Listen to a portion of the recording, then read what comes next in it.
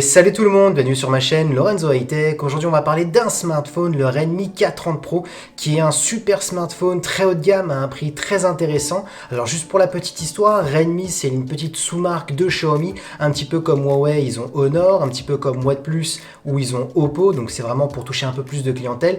Et là on est vraiment sur une gamme toujours à des prix très attractifs par rapport aux caractéristiques. Mais avant de commencer cette vidéo, si vous n'êtes toujours pas abonné à ma chaîne YouTube, abonnez-vous et bien entendu aussi à ma page Instagram où je poste pas mal de news toute la semaine. Juste pour information, ce smartphone est déjà sorti en Chine et il va arriver en Europe et en France bien entendu. Par contre sous un autre nom, l'année dernière le K20 était sorti uniquement en Chine et ils ont sorti le même smartphone à peu près, c'était le Mi 9T, donc toujours à prix intéressant, on était dans 400 € et surtout avec des caractéristiques vraiment très intéressantes, donc c'est pour ça que je vais vous le présenter. Du coup commençons par son design et c'est là où on voit que c'est intéressant quand même parce qu'on a quand même un écran complètement borderless, donc pour 400 € c'est quand même intéressant.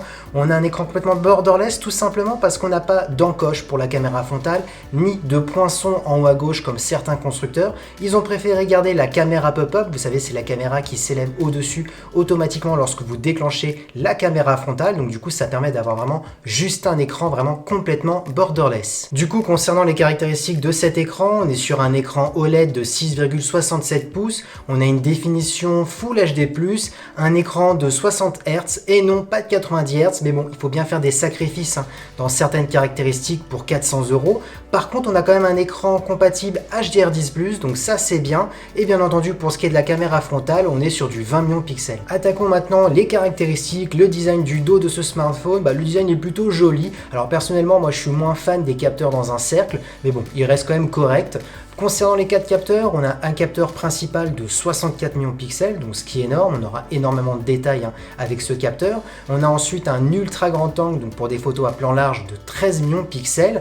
On a ensuite un téléobjectif, donc c'est pour zoomer, de 5 millions de pixels. Et on a un macro pour prendre des photos d'objets ultra près de 2 millions de pixels. Donc on voit qu'on a pas mal de choix. Et pour la vidéo, bien entendu, on a carrément de la 8K.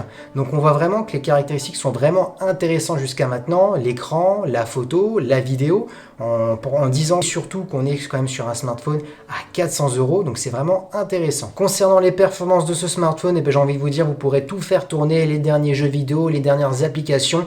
Pourquoi? Tout simplement, vous aurez le choix entre 6 ou 8 Go de RAM. On a le Snapdragon 865 de Qualcomm qui est le plus puissant des processeurs, le tout dernier, avec en plus une compatibilité 5G. Vous aurez le choix entre 128 ou 256 Go interne. En plus, il possède une bonne batterie de 4700 mAh et en plus une recharge rapide de 33 watts. On a du Bluetooth 5.0, du Wi-Fi 6, du NFC et en plus pour les amoureux du son, vous avez le retour d'une prise jack. Et oui, vous pourrez mettre encore votre casque en jack, donc ça c'est magnifique. Donc il a vraiment tout pour plaire ce smartphone. Et oui, comme d'habitude, pour qui il est destiné ce smartphone, mais j'ai envie de dire il est destiné pour les gamers parce que là vous avez toutes les dernières caractéristiques, les performances, elles sont là. Surtout en plus en termes de photos, il a l'air pas mal. Alors après il faudra voir les tests. Et ensuite bien entendu, pour les gens qui trouvent que malheureusement le dernier Xiaomi, le Mi 10 Pro, qu'il est à 999 €, voilà, j'ai vu qu'il y a énormément de gens qui ont critiqué un petit peu Xiaomi en disant le prix il est quand même excessif, faut pas abuser. Et là j'ai envie de vous dire, voilà, vous avez l'exemple quand même que c'est vrai que la Xiaomi malheureusement ils ont voulu monter un petit peu en gamme en termes de prix, parce que quand vous regardez ce K30 Pro, il a pratiquement les mêmes caractéristiques que le Mi 910, le Mi 10 Pro excusez-moi. Et pour un prix bien entendu bien en dessous, on sera à 400-450 € à mon avis avec les TVA.